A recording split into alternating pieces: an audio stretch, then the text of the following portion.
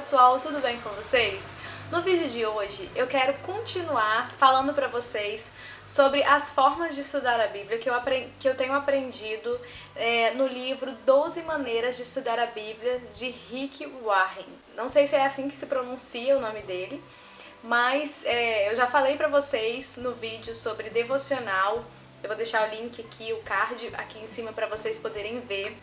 E nesse vídeo eu mostro para vocês uma forma que eu aprendi nesse livro de fazer um devocional.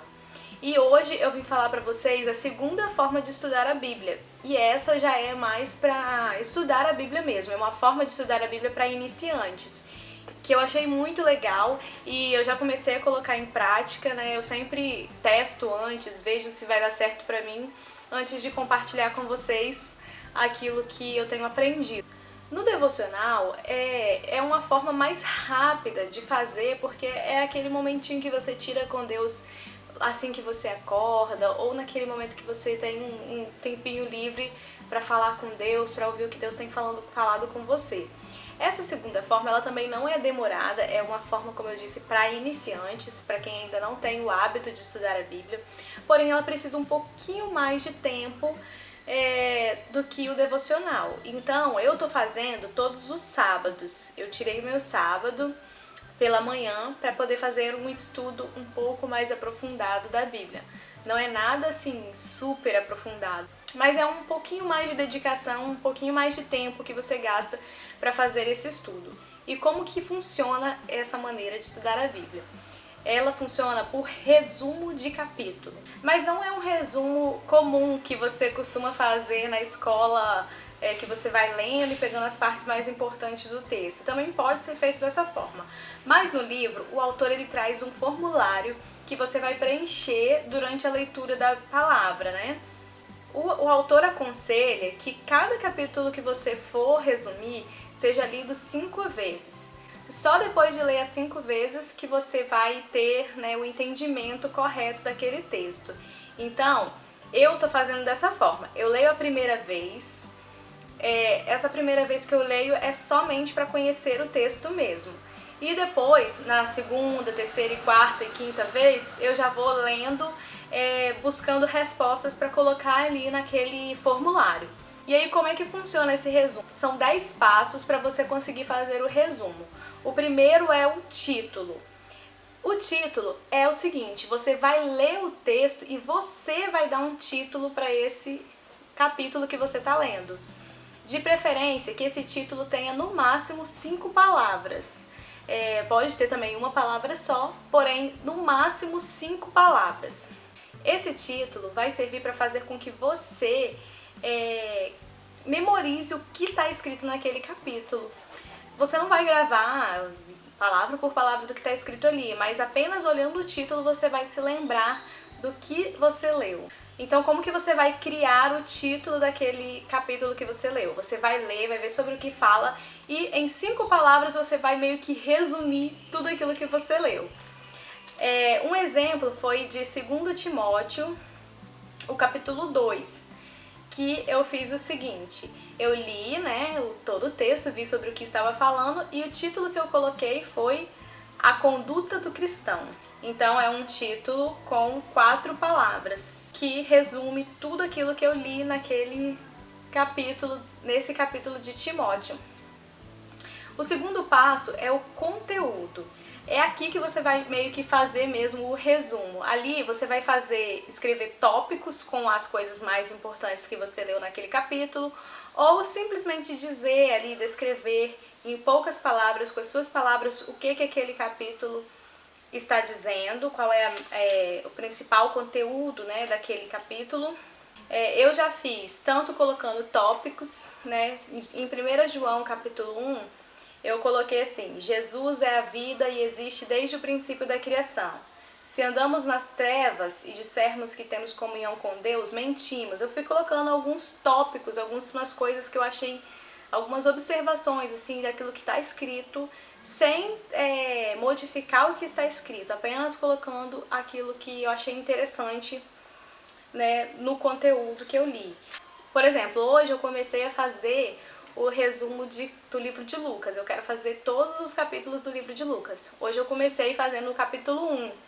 E aí eu coloquei lá o título, Os Anúncios Especiais, porque nesse capítulo fala sobre o anjo Gabriel anunciando para Isabel que ela engravida de João Batista e anunciando para Maria que ela vai engravidar de Jesus. No conteúdo, eu coloquei justamente isso. Esse capítulo narra a forma como Isabel e Zacarias ficaram sabendo que seriam pais de João Batista e como Maria seria mãe de Jesus, visto que Isabel era velha e estéril e Maria não era casada e não tinha relações. Esse foi o meu resumo, né, no conteúdo. No conteúdo foi isso que eu escrevi do primeiro capítulo de Lucas. E assim você vai fazer em qualquer livro, em qualquer capítulo que você for resumir. No conteúdo você vai colocar resumidamente o que aquele livro, aquele capítulo está falando. O terceiro passo são os personagens importantes. Aqui você vai colocar os nomes dos personagens importantes que você identificou naquele texto. O quarto passo são os versículos-chave. Aqui você pode colocar o versículo que mais falou com você, o versículo que mais te chamou a atenção, ou o versículo que você achou assim, que esse versículo resume tudo que está escrito aqui nesse capítulo. No meu resumo do capítulo 1 de Lucas, eu coloquei o versículo 37, que é: porque para Deus não haverá impossíveis em todas as suas promessas, que foi o versículo que mais me chamou a atenção, que mais falou ao meu coração no momento que eu estava fazendo essa leitura. O quinto passo é a palavra-chave. Aqui você vai colocar aquela palavra que mais se repete no capítulo que você leu, ou a palavra que você acha que realmente é uma palavra-chave, uma palavra que chama atenção ali naquele texto. Por exemplo, em Coríntios, quando fala sobre o amor, né, que o amor tudo suporta, tudo crê, tudo espera, neste capítulo a palavra-chave é amor.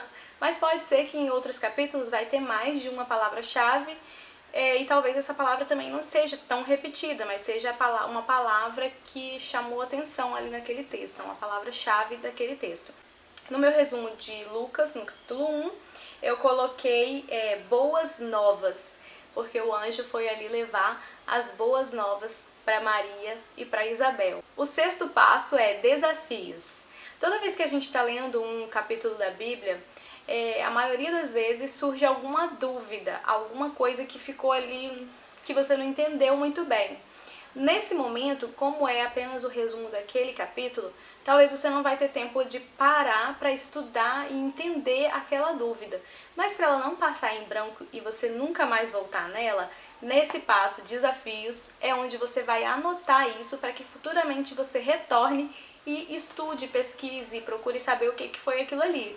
No meu caso, do capítulo 1 de Lucas, eu coloquei quem era Teófilo, no versículo 3, o que significa o turno de Abias, no versículo. E aí a gente anota aqui para depois a gente vir e pesquisar mais a fundo sobre aquele assunto. O passo número 7 é referências cruzadas. Para poder fazer esse passo, é preciso que você tenha uma Bíblia que tenha referências daquele livro. A minha Bíblia é de estudo pentecostal. Nela, sempre vem no cantinho algumas referências. E ali você vai olhando as referências, né, que tem com aquele capítulo que você está lendo. Mas na internet você também encontra isso, então fica mais fácil para você, se você não tiver a Bíblia, use a internet a seu favor e procure ali referências cruzadas a respeito daquele capítulo que você está lendo. Para que isso? Você vai ver que a Bíblia, ela é toda... os textos são todos ligados um ao outro. Às vezes você está lendo uma coisa lá no Novo Testamento que já foi dita lá no Antigo Testamento. Então, com as referências cruzadas, você vai pegar textos que se relacionam aí na Bíblia. O próximo passo é Cristo. Você vai colocar o que você pode aprender sobre Jesus Cristo neste capítulo que você está lendo. Às vezes a gente está lendo um capítulo lá do Velho Testamento e pensa que não tem nada falando sobre Jesus ali, mas a verdade é que a Bíblia toda, ela é cristocêntrica, ela está de alguma forma levando a mensagem de Cristo, está de alguma forma falando de Jesus ali. Então você vai colocar o que você aprendeu sobre a natureza de Jesus com este capítulo, ou quais os atributos de Jesus que você encontrou neste capítulo. O passo 9 é lição ou lições. O que você aprendeu neste capítulo? O que Deus quer te ensinar através deste capítulo da Bíblia? No meu caso de Lucas, capítulo 1, para Deus nada é impossível. Se Ele promete, Ele cumpre. E outra lição que eu tirei desse capítulo foi: todos os nascimentos neste capítulo, todos os filhos que foram gerados, eles tiveram um propósito específico de Deus. Deus tinha um propósito com o nascimento daquelas crianças, João Batista e Jesus. E Deus também ele tem um propósito com o meu nascimento, com o seu nascimento. Nós não somos uma obra do acaso. Jesus nos planejou e Ele tem um propósito específico com a nossa vida. Essa foi a lição que eu tirei desse capítulo. E na conclusão, você vai fazer uma aplicação pessoal, assim como você faz lá no devocional, lembra? Algo que você possa praticar, algo que você possa fazer para colocar em prática aquilo que você aprendeu. E é isso, gente. Essa é a outra forma de estudar a Bíblia, que é através de resumo de capítulo. Espero que você tenha entendido, que você tenha gostado. E se você gostou, não esqueça de curtir esse vídeo, de compartilhar nas suas redes sociais.